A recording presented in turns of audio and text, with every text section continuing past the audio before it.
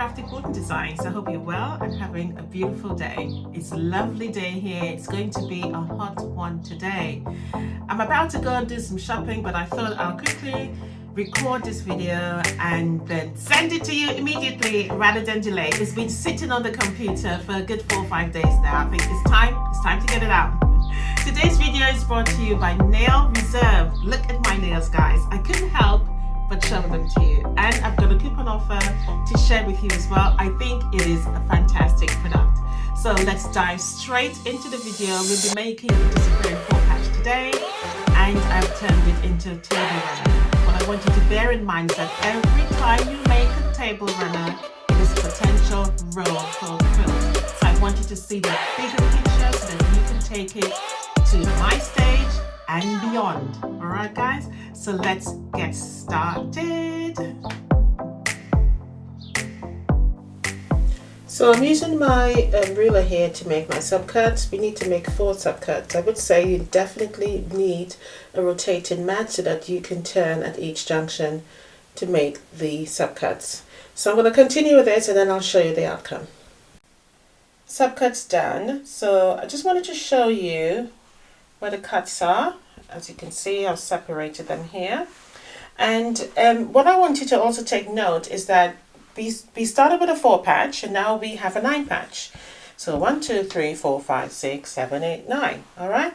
So you need to take heed of that. Now I'm going to insert some clips to show you other variations. I don't want this video to be too long. So, but the one I'm currently using for the layout, all I'm simply going to do is turn this one at the bottom here. And I'm going to turn the top as well. All right, so that's our layout there. So we have either so bang, bang, bang, bang. Okay, and then we're going to turn this around as well. Leaving that one there, leaving that one there. And we simply don't want these two together. So the next alternative is to just turn it upside down like so. So that is the layout I am going with. Okay, I just think that's quite simple. I don't feel I need to come up with anything else. I mean, by all means, as I said, there's about 3 other layouts you can play around with, but I like this one. I just love the objective of it looking like I've worked so hard to put all of these small squares together, when in reality I haven't. All right, so I'm going to sew this together as a 9 patch, and I've demonstrated that before, so I wouldn't do that today, but I can do that for the patchwork. What's wrong with my brain? I can do that for the pattern. All right, so I'm going to sew it together. So front sides, front sides, front sides, as we would normally for chain piecing, and then we would continue with this one and then sew together and then obviously press it out. So it would look like this once it is already pressed out all neat and tidy, and that's what we're looking at. So if we were to lay them out together, like I have a sample here, like so, we will get sort of this, you know, draft board effect, which looks really nice. Looks like a scrappy quilt, looks really beautiful. Okay, so you really won't be able to tell where one block starts and where the other block ends. So that looks really lovely. All right, and you can go as big as you want. You can make as many blocks as you want with this. There's no sort of ending. You can make a small, medium, or large. And what I'll do, I will insert sizes within the pattern so you know how many blocks to make for your quilt. All right, so I'm going to continue with these and then we will move on to the rest. All right, guys, so I wanted to show you very quickly the nail gel polish that I have actually chosen from Nail Reserve. You get a remover depending on what you selected, but I would advise you to definitely get a remover. And I've also chosen a no wipe top, so a top coating and a base coat. I've also chosen a mini lamp, which helps to dry in between your base and your top polish, as well as your gel polishes. All right, that's important. The great thing about this product is that it comes as a nice little lamp with your extension cord, so a USB, you plug it in and you use it. So what I have been using mine, because I've got these products for quite some time now and I've been trying it out, and I have a charging bank here and I just simply plug it in. I love it because I don't have to sit next to the computer. I can just plug it in anywhere and sit and do my nails at my dressing table or in front of the telly, etc. Now I've chosen a variety of colors and I couldn't decide on which I wanted to use. So I paint my nails with all 4 of them.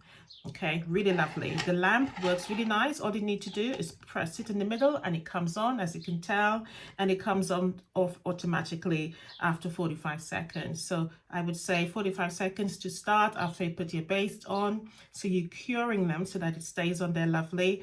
And then you add your polish, 60 seconds, and then you finish with your top coat again. So after each stage of application, you use your lamp. Okay.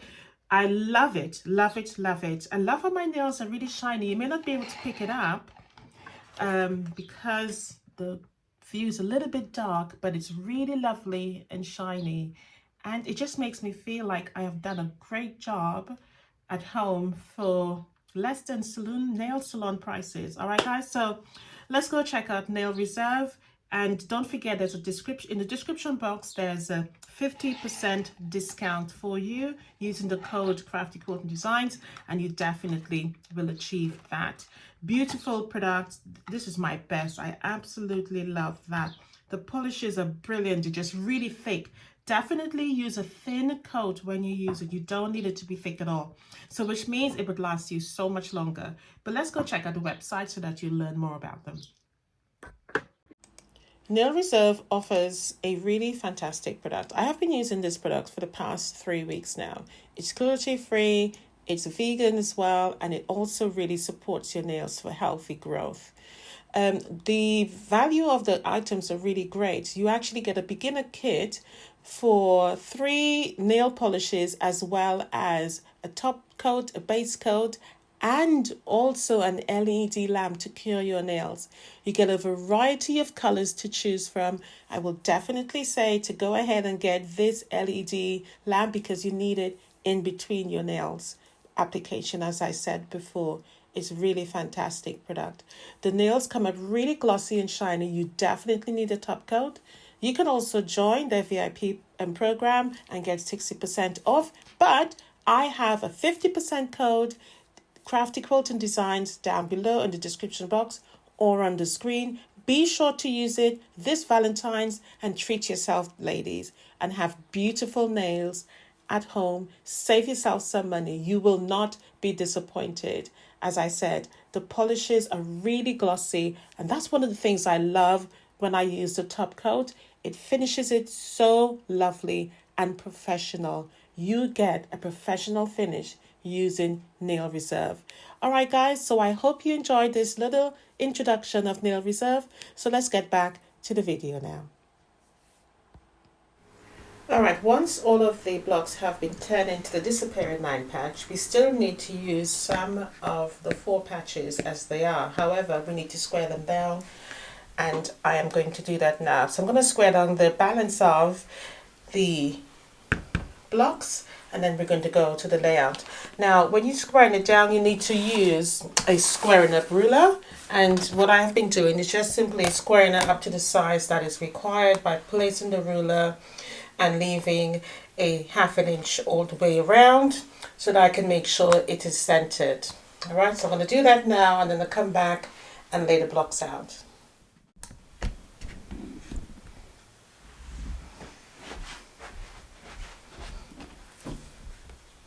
So all I'm doing is literally centering the markings that I want right in the center of the block, and I'm just going to trim it off, holding it nice and firm.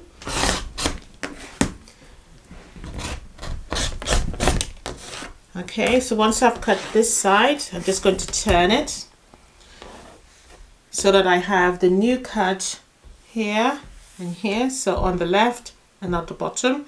So these areas here is uncut. So I'm going to line it up onto the edge of the freshly cut line, and I'm simply going to line it up there and line it up at the bottom there as well. Once I have done that, all I'm going to do now is simply cut in an L shape.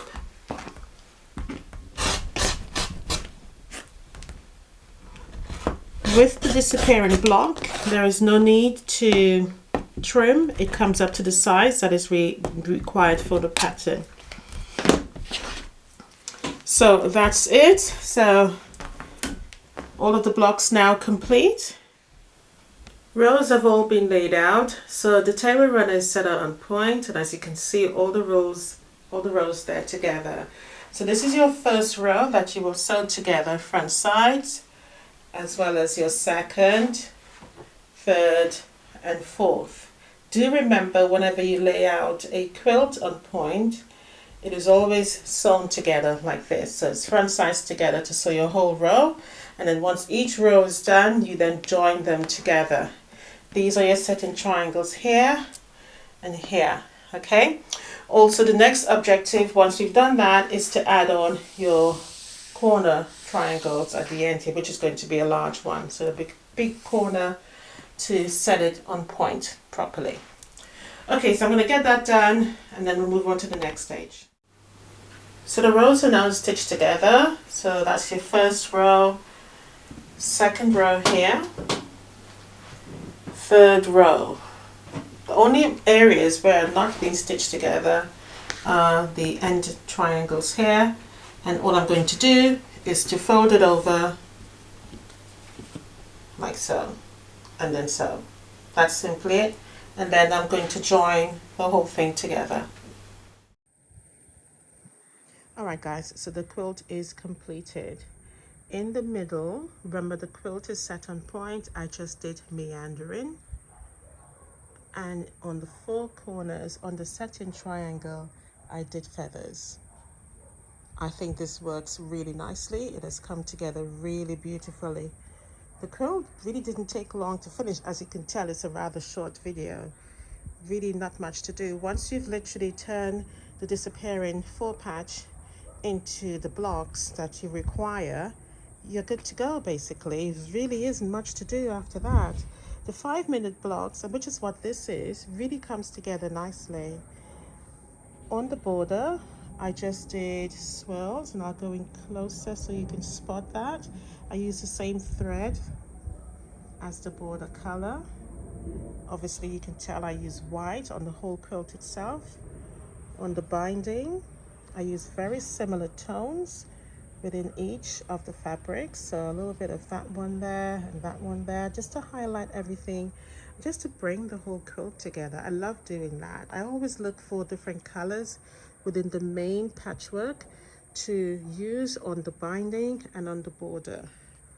And that's the way I complete my quilt. That's the way I choose my colors. I always look for something really subtle. It doesn't have to necessarily be the most prominent color. For example, I could have chosen the yellow, but I didn't, because that's more prominent, isn't it, than all the others. But I went for this slight sort of pinkish purple color, and then used that to frame the whole quilt. Table runner looks absolutely beautiful, really beautiful. Let's look at the back. Again, very simplistic, but you can see all of the quilting impressions there, and you can also use the back as well. I also try to use a particular color that I know I can use. The quilt, or the person who buys this, can use it front side and back side. Okay, all right guys, so I think that is all I have to tell you about the quilt. The pattern will be there for you to use. It's download on my Crafty Quilting store website. Do let me know what you think of the quilt. I look forward to hearing from you. Bye for now. Happy quilting. Please don't forget to give me a thumbs up. Subscribe if this is the first time you're watching. Welcome to my channel. My name is Karen, and I enjoy everything when it comes to quilting. So bye for now. Happy quilting. I'd love to hear from you. Don't forget to leave me a feedback, and I'll see you in the next one, guys. Bye for now.